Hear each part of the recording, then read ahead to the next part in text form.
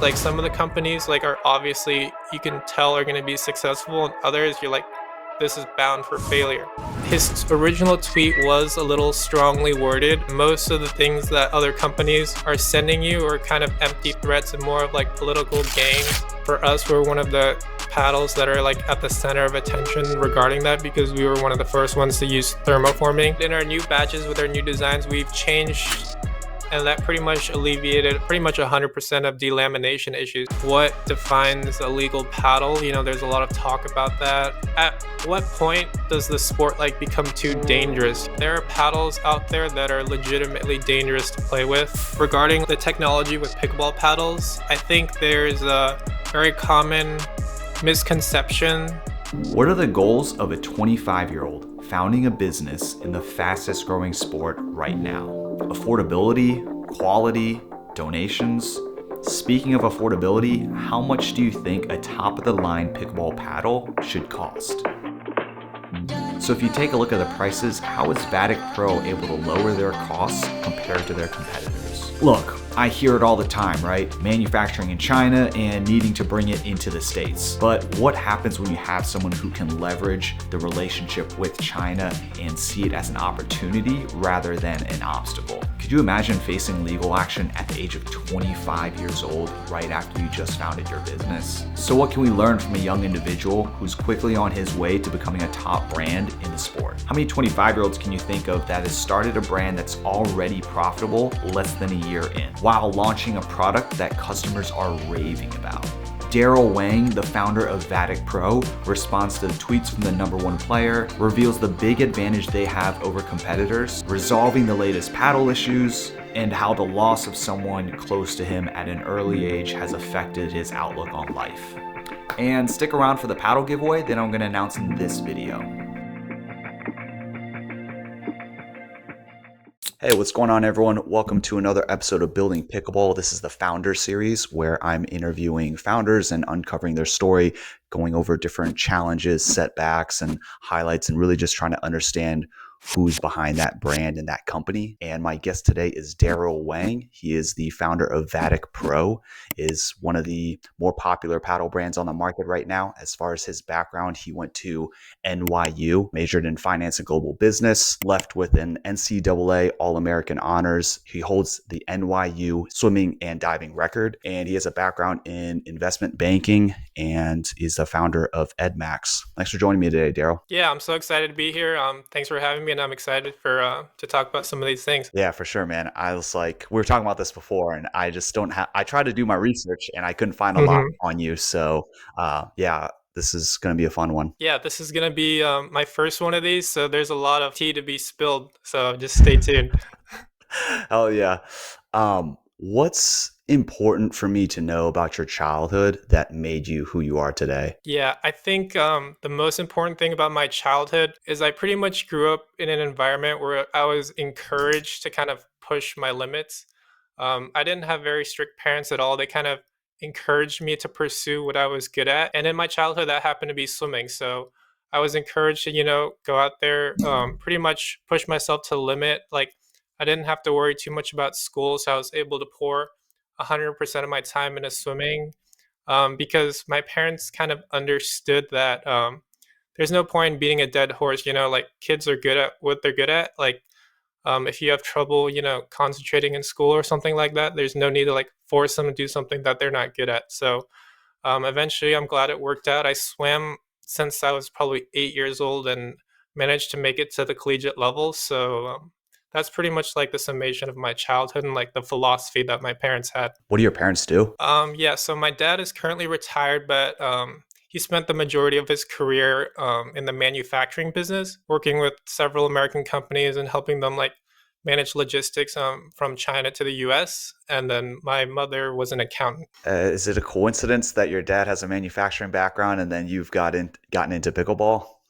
It's definitely not a coincidence. Like, so my dad and I worked together for Vatic Pro. I was kind of the one that started, but since he was retired and, he just wanted to help me out. He's been kind of integral in some of that regard. So I'm sure we'll get into more of that later on. Yeah, that's awesome. I feel like I mean, as long as everything is good as far as like the relationship between you and your parents, as far as when it comes to business, it's pretty ideal to be working with someone who you already have that trust that's developed and your parents aren't like trying to sabotage your business either. Yeah, who you work with is definitely a very big part in whether you succeed or not. Like having good business partners. No one succeeds alone in this industry or any industry, rather. So I'm also very thankful that I get to spend time with my dad. We work together very closely, so it's really a blessing. Yeah, I'm sure like later on that's going to be something that you'll definitely look back on. Is that's Mhm. such a rare thing to be able to work with your parents. Was your mom in all this? She just stay away? No, so a few years ago, my mom had actually passed away from cancer. So since then, it's just been me and my dad, and then we kind of just went all out with this thing. Damn, sorry to hear that, man. Uh, Lost my dad in 2015. It was like a hiking accident. Mm. Um, how do you think that has impacted the way you live your life now?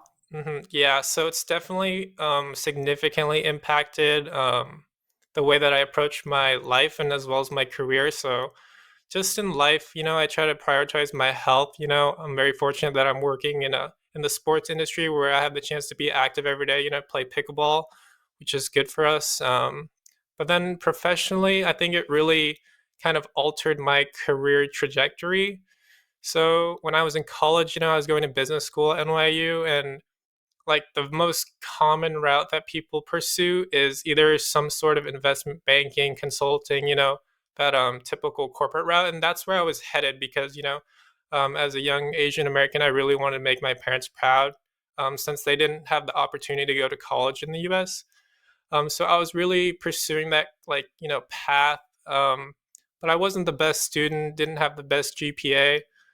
So recruiting for investment banking was tough, but my junior year, my mom passed away, and I was thinking, like maybe there is more to life than a corporate job, which is something that I had experience in, but like it wasn't the best use of all of my strengths, I would say. So I had a like good look at myself after I graduated, and then I also wanted to be close to home, so or with my dad rather.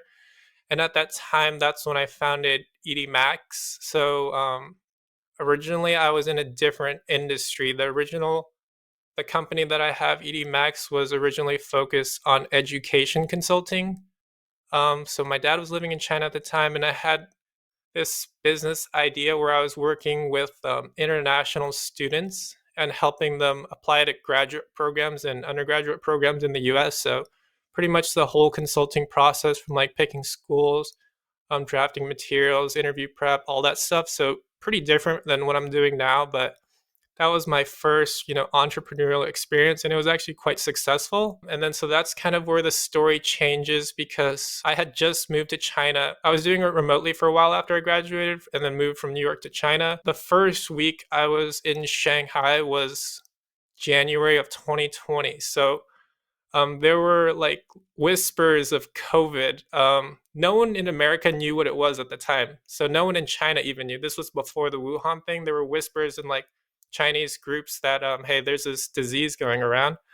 And then no one knew the severity or like the full scale of this thing. But my dad and I didn't want to take that risk. So we hopped on a flight the next day and flew back to LA. And then we were just waiting for it to unfold rather, and then we all know what happens after that. Like pretty much the entire time after that, it was just COVID, like full blown, the whole thing. And I've never been back to China since until recently. Were you back at China for business? Yeah, so we were actually there last week, for partially for business, partially for family. I usually go there pretty often. We were visiting factories, looking at the manufacturing process, meeting the owners of the factory, and pretty much just talking business, like the usual stuff. Can't disclose too much, but it's cool to be able to see how the paddles are made. There's a lot of paddle brands going around. I don't think many have actually, witnessed the process itself from start to finish. It would probably change a lot of perspectives if the customers and the manufacturers knew exactly what was going on in there. Yeah, I mean, it's definitely no like accident why the top brands are the way they are. And I've heard that quite frequently so far. It's even with like SixZero, it's like taking a close look at manufacturing and looking at um, not only just design but manufacturing and how to like foster those relationships. What benefits would you say you have being able to have that, like the dialogue being coming from a Chinese background, and then also just having like connections out there? Yeah, so I think the benefit of being having my dad with me, him being in the manufacturing industry for so long and being a native Chinese speaker, it's something that you can almost not even quantify because it benefits us so much. So I would say the number one thing is that we don't use an agent. Every company basically that you see, I would say like over 90%, they're all working through an agent, like an Alibaba agent or an Amazon agent, or someone who acts as a middleman between them and the factory, because the factory owner can't speak basic English. Like they only know Chinese, and they're often from like in rural areas. So just to order products itself, you need to go through an agent, and with that comes a pretty significant fee because the agents have to make a living, right? And then so they're charging a small percentage of each paddle, um, or a percentage of each order, and naturally that affects your margins. So I think that's one of the main reasons why we're able to be the price leader in thermoform paddles, and then also the new paddle that we're coming out with. We've always prided ourselves on kind of changing the way pickleball is perceived from a price perspective. And I think that having this experience and kind of my Chinese background plays a large role into that.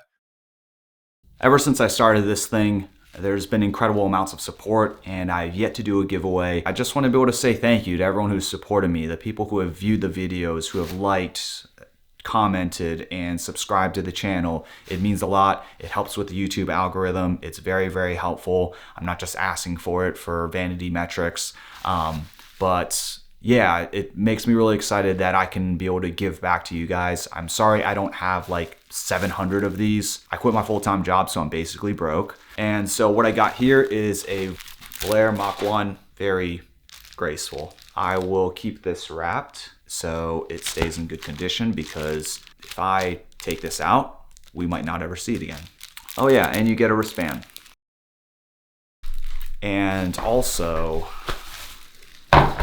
love this part, you get the signature Julian Arnold push button.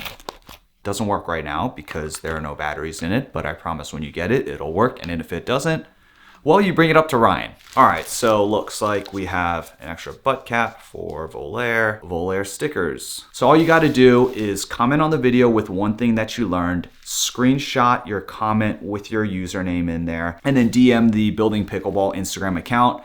And then from there, I'll select a winner. I'll select someone by the next video, and I'll probably just announce who that winner was in that video too. And no, this paddle is not delaminated. There's definitely a shared sentiment there that with a couple founders I've talked to.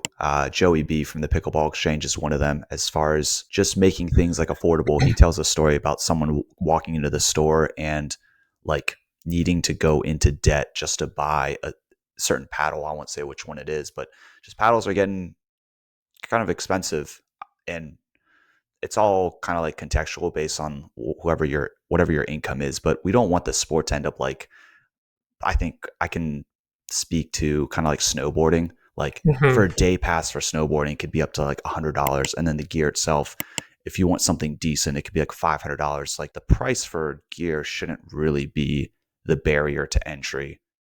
Ideally, that's what I think. Mhm.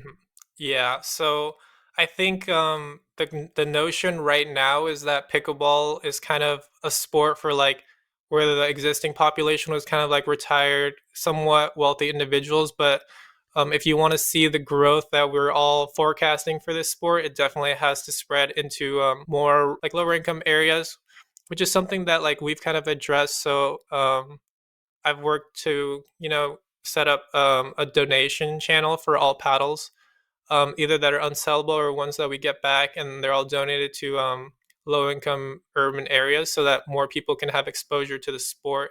Just like in any way that I can, I think affordability in of itself is like kind of a big issue, which is like one of the things that I ran into when I first started, or when I first started playing, and I saw it was an issue. Um, I also didn't realize, not I realized, but like we have this payment plan kind of thing. Shopify has a firm where you can pay in installments for your paddles, and it just shows that people are kind of loving this sport and they want to have the best gear, but everyone might not have the means to do so. So it offers another option for people to kind of pay in plans, so that way they can have the best quality materials or gear and it's not worry too much about paying up front. Can people donate to the channel that you've created, or are you just kind of doing this on your own with Vatic paddles? I'm pretty much doing it myself with Vatic paddles at the moment. So I haven't had the time to expand it further, which is something I really want to do. I've been speaking with some people about it. So hopefully that'll be in the works in the near future. Yeah, definitely. Where did the name Vatic Pro come from? Yeah, so a lot of people ask me that. It's not as complex as one might think. So when I was looking for a brand name, I just wanted something that was kind of clean, short. And at the time, I was looking for a word that started with the letter V because I thought that it would make for a cool logo. So then I was looking, like basically Googling words that start with V, and Vatic caught my eye. And then you also want something that has an open domain, so you can create a website and go from there, because those are like the first steps in starting a business. And then Vatic just stood out, and it actually has a meaning that not many people know. It's an English word, just means like being able to predict the future. Yeah, I didn't honestly. I didn't know there Yeah. was even a word before I like scheduled this interview. I looked it up and I was like, "Oh shit, Vatic." That I didn't know that's an actual word. It's a sweet word. How did your background in like investment banking and global business? How has that affected what you're doing now? Yeah, so my education is definitely something that I credit a lot of my success towards. I think first and foremost, it kind of gives me the confidence that I can, approach challenges, based on my education from NYU, where there's a lot of like collaboration. There's a lot of like small projects that you're working on that you don't realize at the time, but they translate very well into the real world. Maybe not so much of like the number stuff or like these accounting classes, but other than that, like to be a successful business owner, you kind of have to be a jack of all trades. Like I have to know how to do every single thing that is involved in creating a business. So that also plays a little bit into my experience as an investment banker. I worked on the ECM side, like helping raise capital for some smaller companies, and I worked with a lot of owners of small businesses. So like when you're sitting in meeting rooms, like some of the companies like are obviously you can tell are going to be successful, and others you're like, this is bound for failure. So just being able to kind of see what the good companies are doing well and what others are not doing well, I think kind of subconsciously those are takeaways that I implement into my own business. Just being able to kind of combat any challenges, because like every day is, you don't know what's gonna come through your inbox, or like someone's gonna make a tweet or something like that, and then just got to go from there. So I think my education and my experience, like even though I didn't work in investment banking that long, I think it's part of the reason why Vatic has become successful. You mentioned one word that stuck out was the tweet. Of course, this was probably you knew this was going to come up, but Yeah. just the thoughts on Ben Johns making that tweet about the delamination claims and breaking the rules or finding like a loophole against the rules that USAP set. Yeah, I kind of understand like his frustration in a sense, because he's like the number one player in the world, and his only concern really is to perform at the highest level.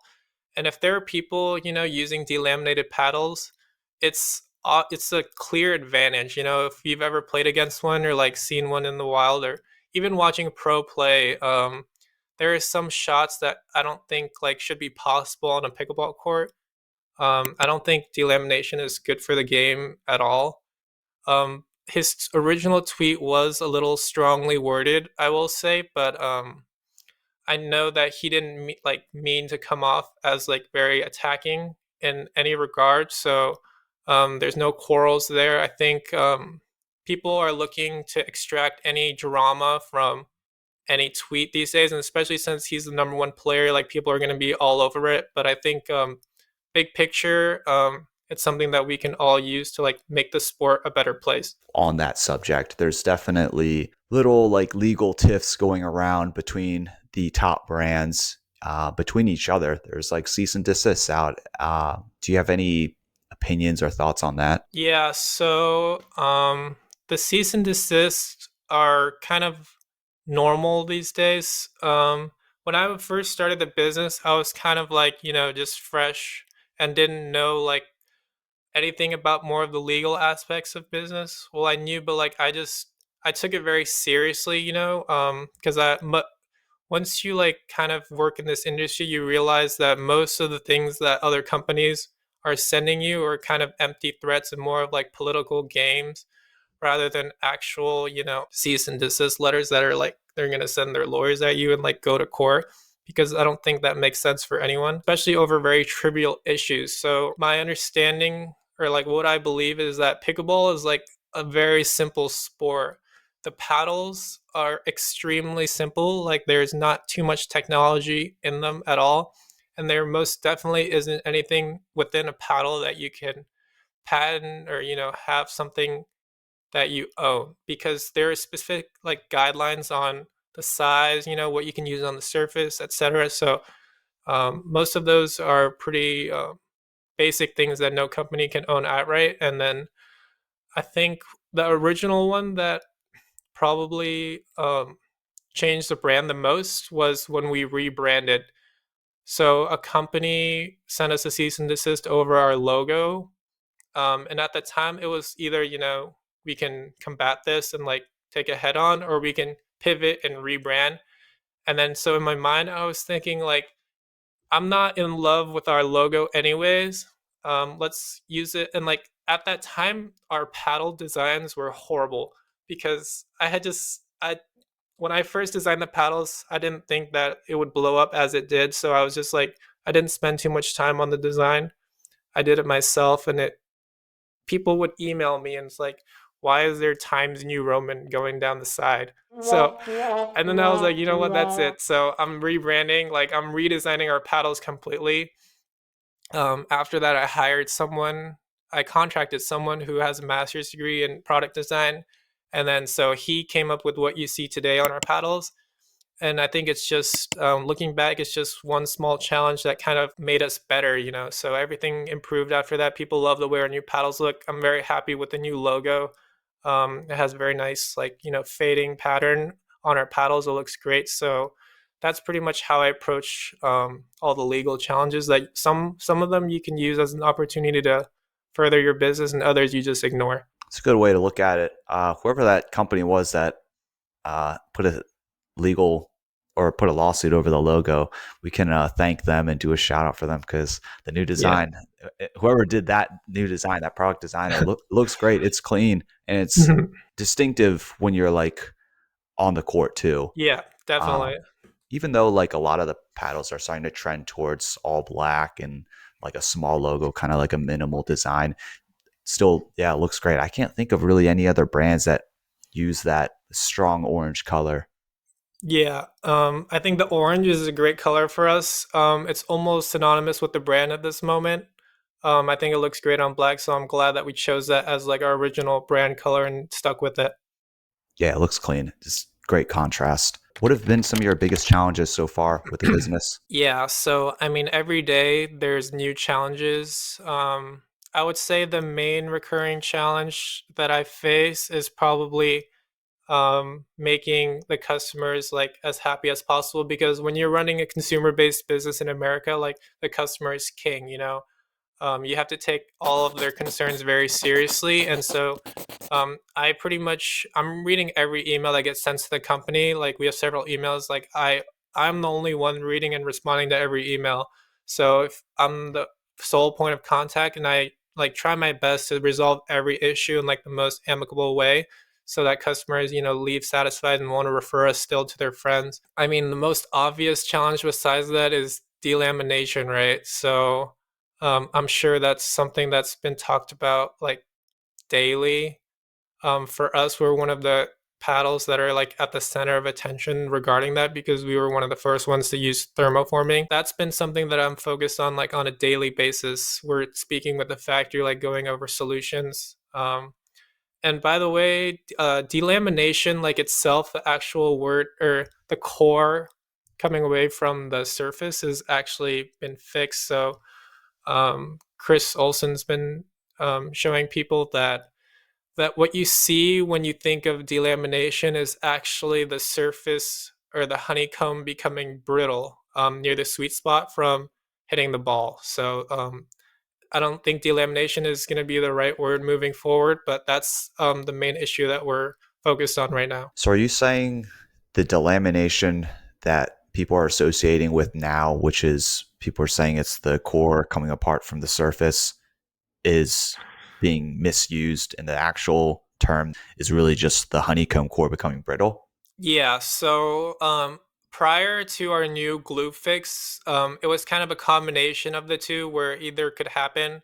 But in our new batches with our new designs, we've changed the sheets of glue that we use to bond the surface and the honeycomb, and that pretty much alleviated pretty much 100% of delamination issues. So what we see now is kind of a crushing of the core of the honeycomb, which is something that's been around in like heated paddles for quite some time.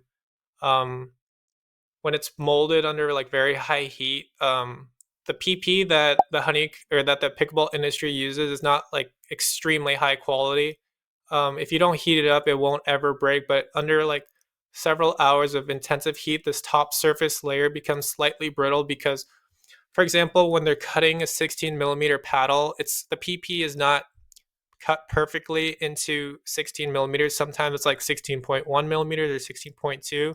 And what happens is when you compress it, the top like zero point 0.2 millimeters becomes very brittle. And then so over months of play, that surface kind of begins to deteriorate and it has a sort of bouncing effect, which is what leads to the balls approaching very fast. And that's only present in thermoform paddles because of the surface tension that we create. So that's what leads to the very fast ball velocity. And there's several methods that we've been looking at to implement a fix. I think we should have one in the near future, but yeah, that's been one of our main focuses at the moment. What's PP? PP is just the polymer, the honeycomb polymer. If you don't mind me asking, how old are you? Yeah, I'm 25.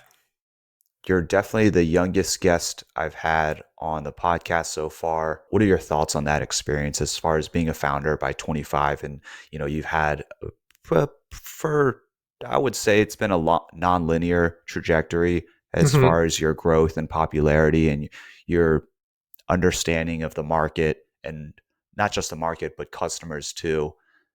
Yeah. How's that experience been?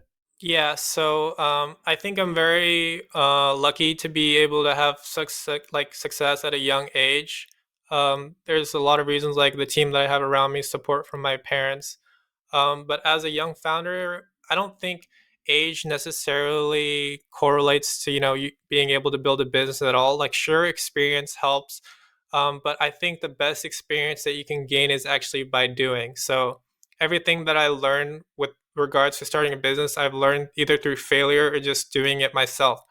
Kind of reading on how other people do it sometimes, but I think doing it really helped me get to this level. I'm kind of one of those people that like if you lecture me on how to do something, like it'll just go through one ear and out the other. So that's kind of how I am. Like my parents always said that, and then if I learn, like if I actually have a mistake myself, then it really like sticks to the heart, and then I learn from that and kind of grow from that.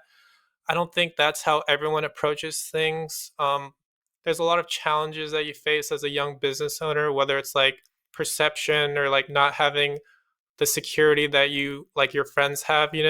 All my friends are typically in very secure corporate jobs. And then so it's how you deal with like the valleys and the challenges that really kind of make you out to be someone that can be successful later on. Yeah, no doubt. I mean, risk is probably one of like the scariest things for some people, but also the most rewarding. It's like what makes being a human incredibly rewarding.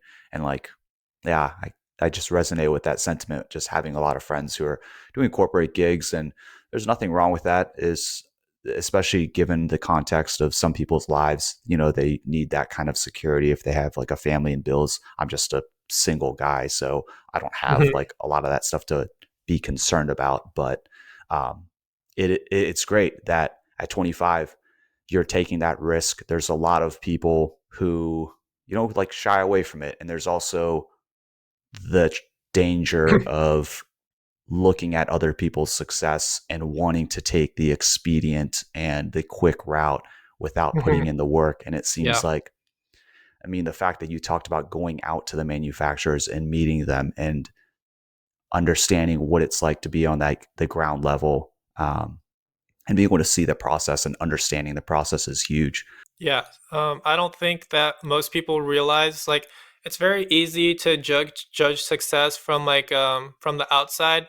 So when you're really like in the middle of building a business, like people don't see the amount of work that you're doing. So, just for example, like I have to manage everything in my business. I'm on call like 24/7, like 7 days a week. I haven't taken a day off since I started this company. Like I know every paddle that every pro player uses. I know like what's going on with the industry at all times. I'm like always on social media seeing updates. I know what's going on with the manufacturer. I speak to them daily. I know what's going on with my customers. I know what the pressing issues are with my company. I know like as soon as a batch has an issue, like I know as soon as I get emails, so then I have to work on a fix. I have to do the social media. I don't have a social media person. I do everything myself. I respond to all the emails. I created the website by myself. Set up the Amazon store, manage all the wholesale accounts. It's a pretty intense grind that most people don't realize. Once you're kind of in it though, and you're in a schedule, you kind of know what to do and you can become efficient. But I think that's the biggest, hurdle that people have. A lot of people are encouraged to start a business, which I think is great, but to put in the work is another story for sure. Why haven't you outsourced some of these more arguably menial tasks? Yeah, so I think um, I have the time. Like I'm willing to make the time, and if you want something done well, you definitely have to do it yourself. It's maybe I'm just not a very trusting person, and I like doing things myself. But another part of it is that I'm very capable of doing a good job on these things. I think it makes a big difference. For example, I could easily outsource my customer service. But if you're a customer and you email a company about even a small issue and the founder responds to you, I think that leaves a very positive impression. So just small things like that, I think, have all played into the success of the business and kind of what sets us apart from other companies. I'm always responding to emails as fast as possible. Like I don't, put them on the back burner. It's just like everything is a pressing issue. Like obviously I prioritize, but like some things, you just got to do it yourself. Yeah, I'm experiencing that myself now. It's tough. I totally understand what you mean, like the trust part. And also, when you build something, you have a specific vision for it and you want things Yeah. to look and also feel a certain way. Like the way you respond is essentially your brand, and people associate how you respond with your brand. And like, I totally agree on receiving an email from a founder is much more, it means much more to me than if it's someone that's outsourced or just another person. There's just not the same level of care. But I also have now started to understand how much like time it really does take. If you like Hmm. count up emails and social media and all these like notifications you receive, say you receive probably like honestly like 500 in a day, Yeah. somewhere around there between Hmm. messages and emails, then you say they estimate to take about like 2 minutes each. Yeah. I was always terrible at math, so I can't give you the number, but if you calculate it out, that's a significant amount of hours throughout the day. um, Yeah. but I do appreciate, and I'm sure a lot of other people listening do appreciate that they know that they're talking directly to you. It's not someone that's outsourced and is disconnected from the inner workings of like the business and someone I can Hmm. develop a relationship with. You also make a great point. Like, if there's gonna be like, basically, if the company, like, knock on wood, like falls apart, then I would rather it fall on my shoulders than just because I was too lazy to like do emails and I wanted to hire someone and that led to like the demise, I would much rather it, just be my responsibility. It's very admirable.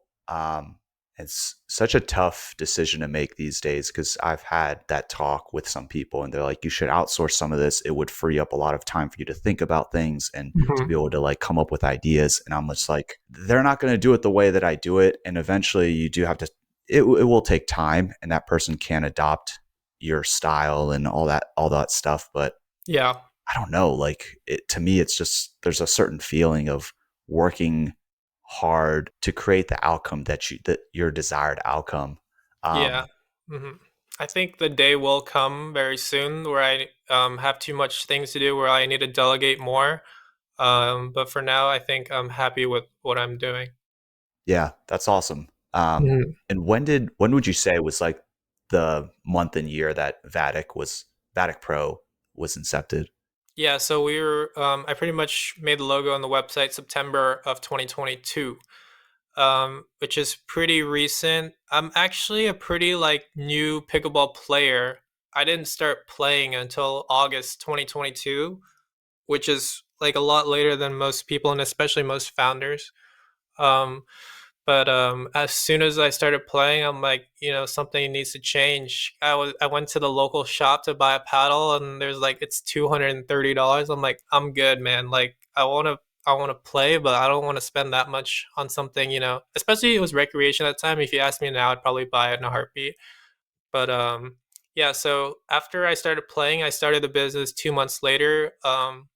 I kind of have the mentality, I don't have a second to waste in anything that I do. I always do everything in a hurry, like maybe to a fault, but that's kind of the approach that I had when starting my business. Yeah, man, it's funny. I resonate with that too. I just like to do it like quickly and fail fast. You know, it's a very common Yeah. entrepreneurial phrase and saying. But on the topic of like growing your team eventually and delegating these responsibilities, what would you look for in individuals that you bring onto your team?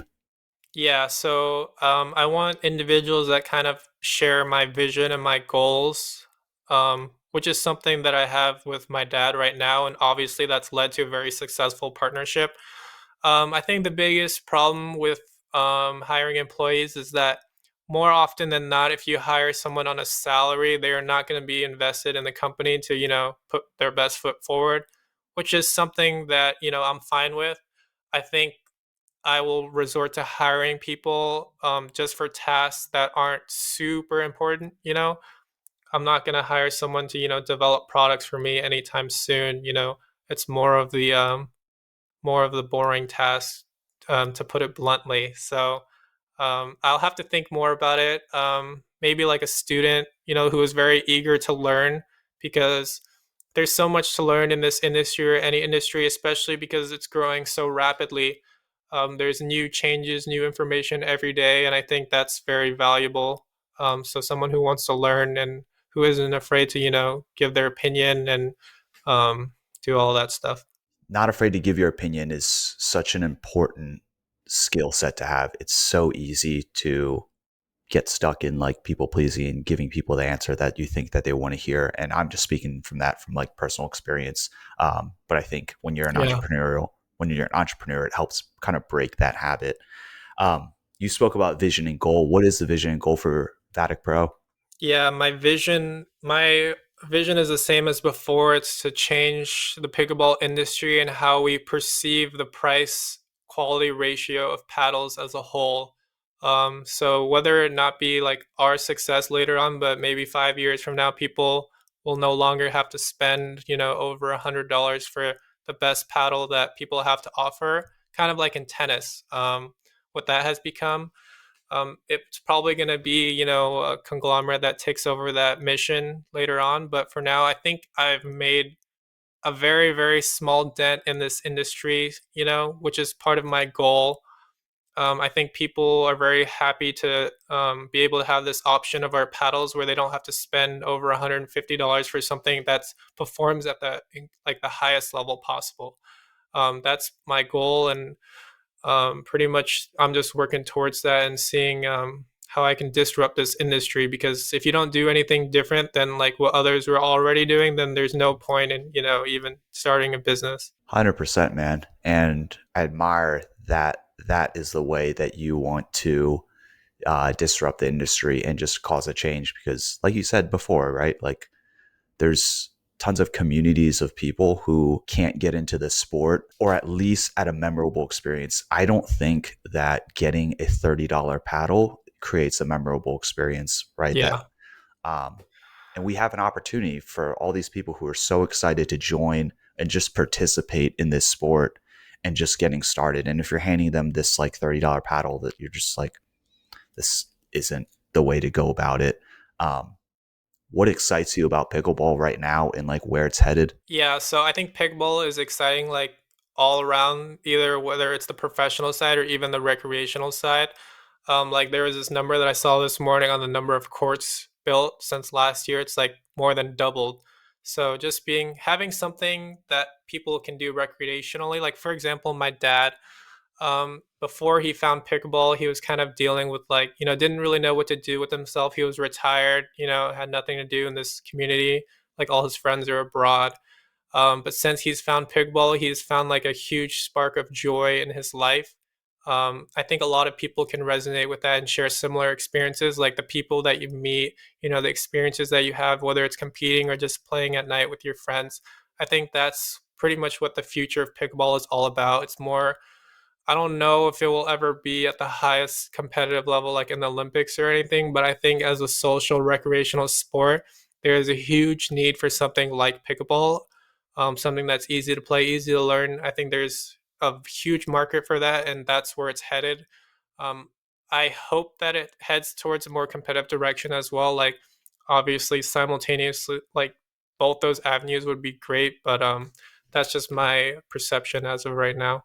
Given all that, what do you think keeps the sport back? Yeah, so I think I don't want to go too into details, but I think the lack of like or not quality control, but like the regulations kind of hold it back. There is a lot of arbitrary things about like what defines a legal paddle. There's a lot of talk about that.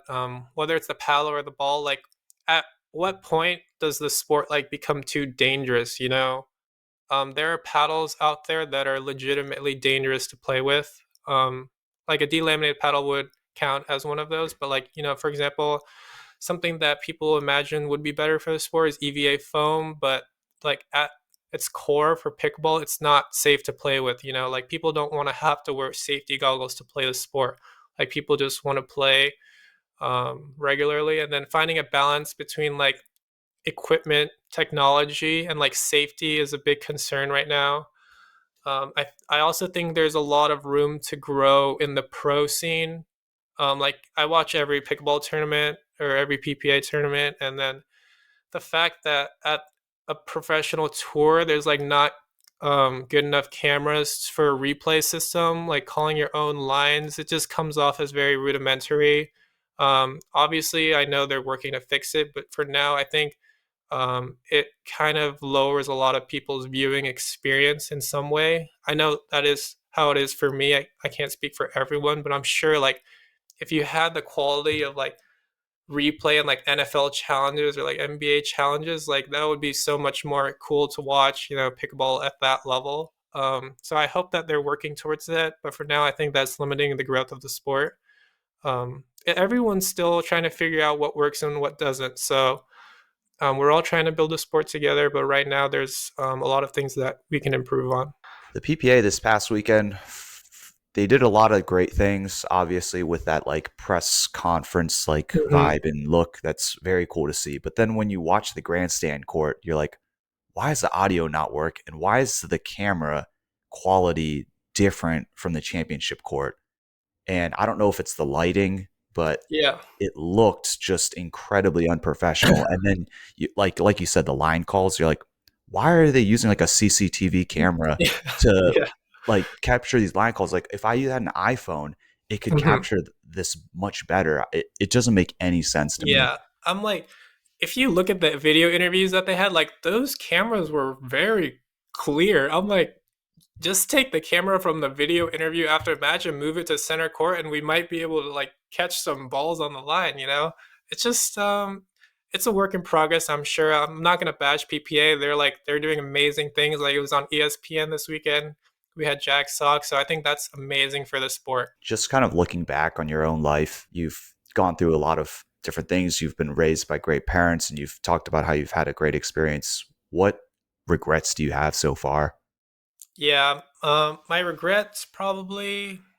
I'm not a person with great regrets, you know. I don't really look back and like I should have did this or I should have done that. But I wish I would have tried a little harder during university, like really gotten out there, like done more clubs or whatnot, because I think that was part of the reason that like I was almost forced to do an entrepreneurial route because I didn't really apply myself in the generic sense.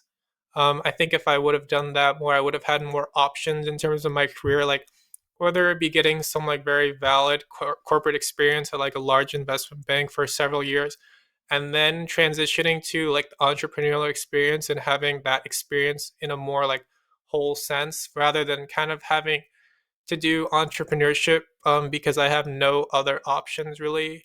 But I think maybe that hunger or like that desperation is what led to my success in a way.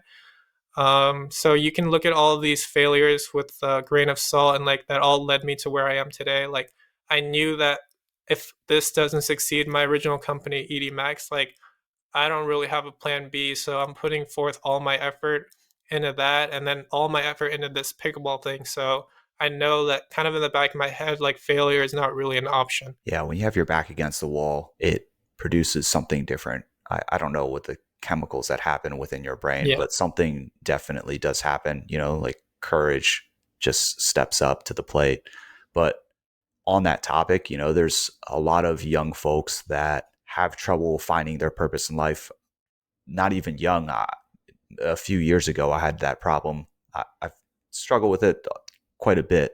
What Hmm. advice would you give to someone who is struggling to find their passion or purpose in life?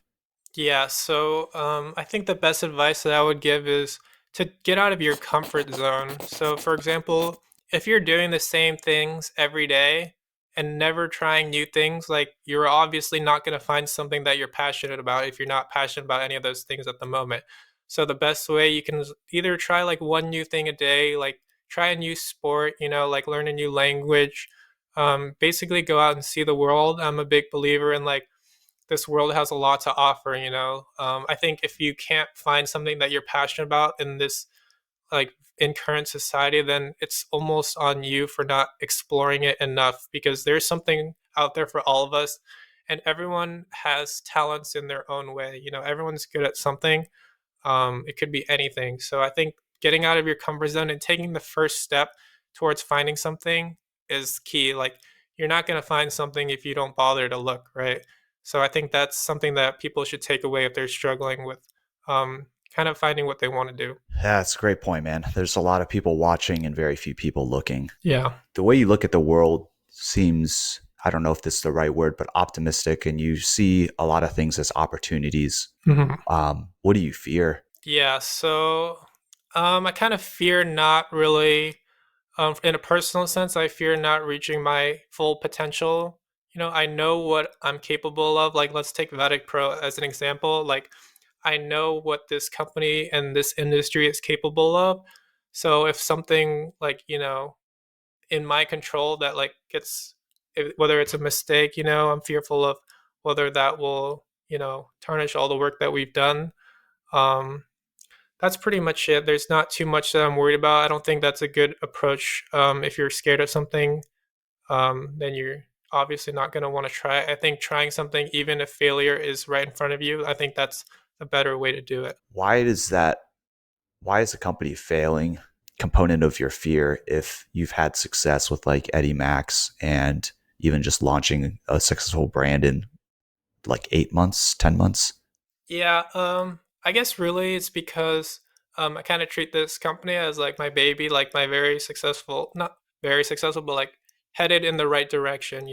So I think everything that we've been doing is like very calculated, and we have a very um, good approach. So I think like just you don't want to look back in 5 years and be like, we had such a good thing going on, but because of XYZ, it all fell apart. Like it could have been easily avoided. That's never something that you want to run into in your business or even in your life. Like, oh, I should have did this.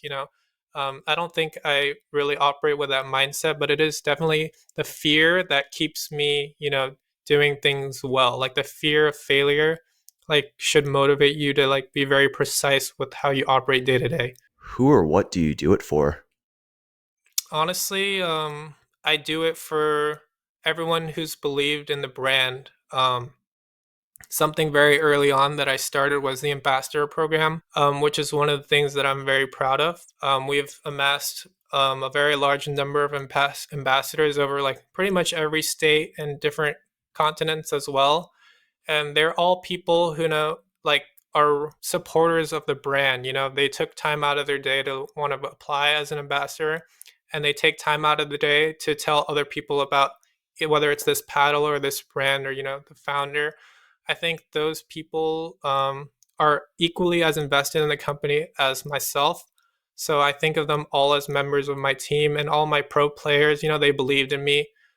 Even when I didn't have a lot to offer, this was in the early days. I'm working pretty much for all of them. I want them to be proud of the brand that they represent, and I want them to like be optimistic about what we can accomplish in the future rather than like looking at it in a negative light. Shout out Spencer Smith. I don't know all the other pros, but that are under Vatic Pro, but I've always liked watching Spencer Smith play. It's cool to see him rocking Vatic. He has some sweet like apparel too. I forgot what he was rocking, but it was like Yeah. a The yeah. the Spencer story is probably like one of the basically like perfect opportunities meet stories that I had.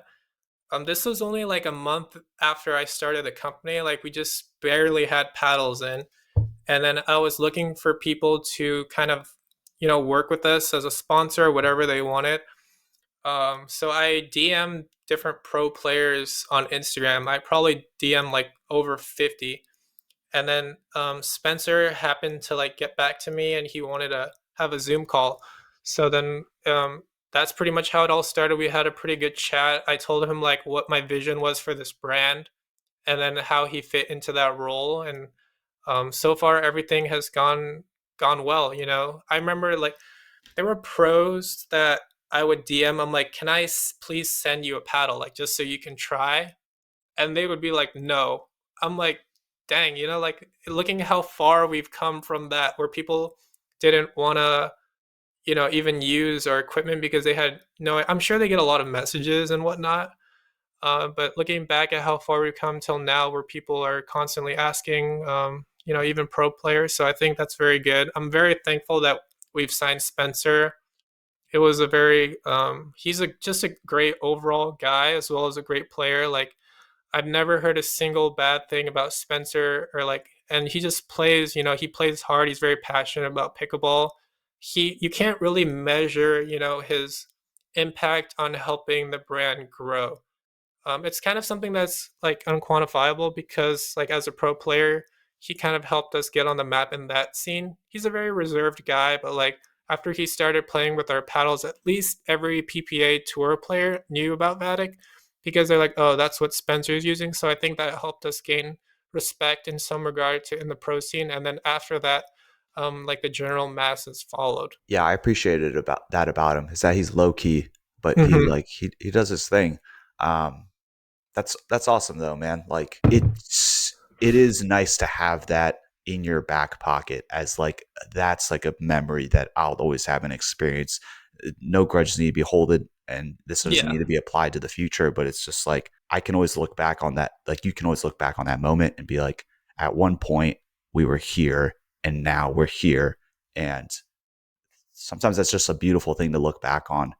Yeah, definitely. It's a very good thing to have, to see how far we've come. It gives you a lot of perspective, on how it's only been, like 8 months since I've started, which is in most businesses like a very short period of time, but everything, in pickleball changes very quickly. So I'm very proud of that. It's awesome. Is there anything I haven't asked you about that you'd like to talk about? Yeah. So there's actually one thing that I want to talk about. regarding like the technology with pickleball paddles, I think there's a very common misconception, not misconception, but like somehow it has become the industry standard where all pickleball paddles last forever or like at least 1 year. That's more of a testament to like how rudimentary like the technology was before. Like if you have a sheet of PP that's not altered in any regard and you slap two pieces of fiberglass, graphite, or carbon fiber around it, like there is no reason that it shouldn't last, right? But if you look at any sport or most industries, like the degradation of a product, like how fast it degrades, is directly correlated with the amount of technology that is offered within that good, right? For example, like if you have a Ferrari, you're gonna be taking it to get service far more than if you have a Camry. And then the especially with my background in swimming, I think that was a very big thing. There in swimming, you buy tech suits like basically just for races, and you can only wear them for about 8 races before it's like obsolete. It won't do you any good because of like the water resistance and how that works.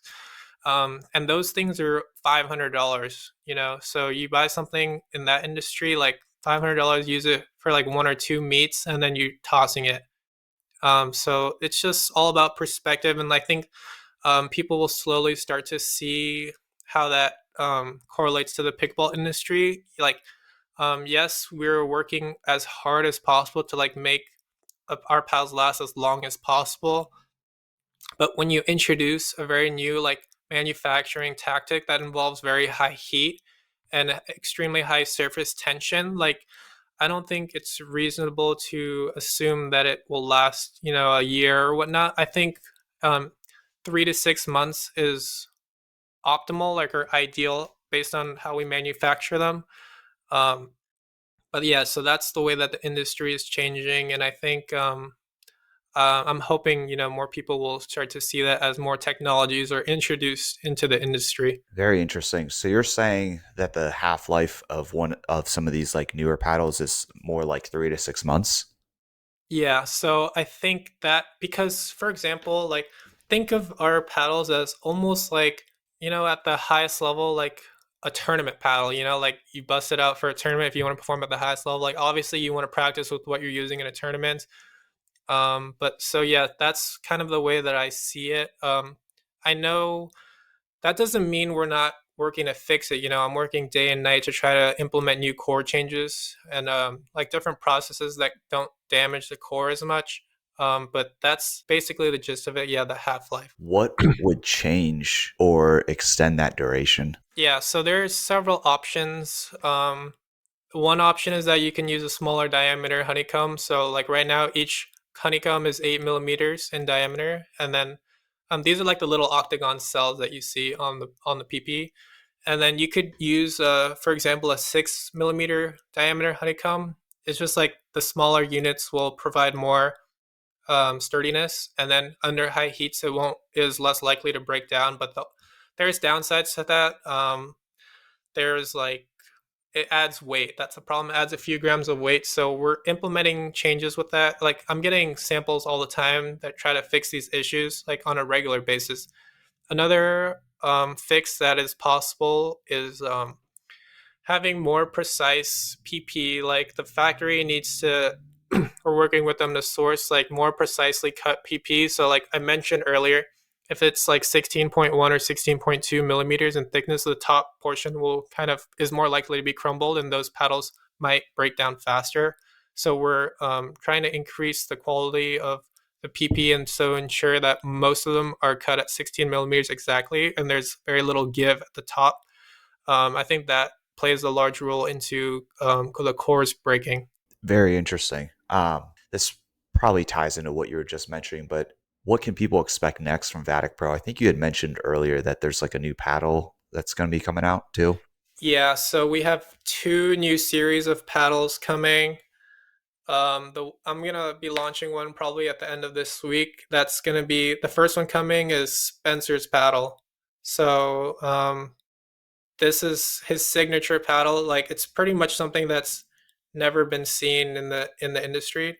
Not never been seen, but it's very unique, especially in thermoform paddles. It's like the only thermoform paddle like as it is. And then after that, we're releasing another series of more affordable paddles. They're going to be under $100, and they're going to have foam injected walls. So a foam paddle with under $100 is unheard of right now. So that's going to be something that people really love in our existing two shapes. So if like you're very concerned about delamination and you hit very hard and you don't need that extra power with thermoforming and your paddles are breaking down quicker than you might like. And I think that there's a huge market for people who want to just use a foam injected wall paddle with the raw carbon fiber surface. There's a huge market for that. And I think I'm very looking forward to that launch. It should be launching in like a few weeks, and then it's going to be sent straight to Amazon. Damn, that's awesome. Why Amazon? Yeah, so Amazon, just because of the quantities, we're going to be setting them in pretty large quantities, and then because we pack all our orders here, so at a certain point, it's difficult to pack so many paddles each day and deliver them to the post office and whatnot.